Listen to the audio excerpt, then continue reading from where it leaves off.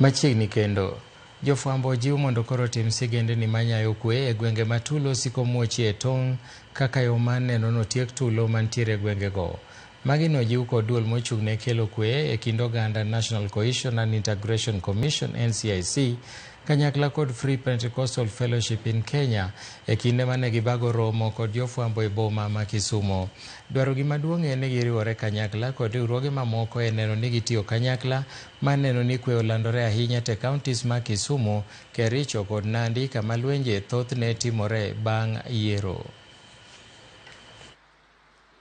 Kawuono ne wabiro mondo mi wachokre kamoro achiel kaka FPFK to gi NCIC en commission mar bad sirikal kendo kachiel kod jo media kata jofwambo kod keyo ute mopogore opogore mondo mi wawuo ni to ere kaka dang' wanya kwee, ere kaka dang' wati kamoro achiel mondo mi kata ka gilendo nikech ing'eyo ni jofwambo kod keyo gin wach gichopo kuma bor e piny mangima. Koro awabiro mondo mi wawach ni to ere kaka dang' gitim lendo e yo ma ok nya tulo to gitim lendo mamiyo oganda medo bedo kod kwee. We've agreed that going forward we will highlight key things that can bring together communities, especially the boundaries,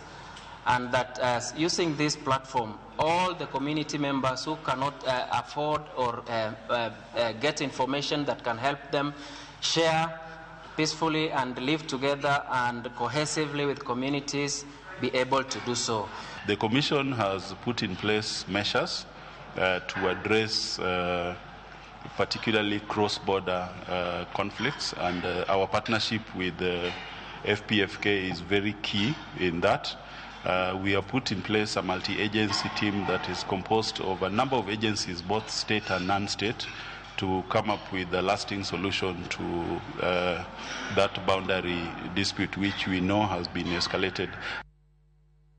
Bengi ma pacho ka mar KCB oyango yo mar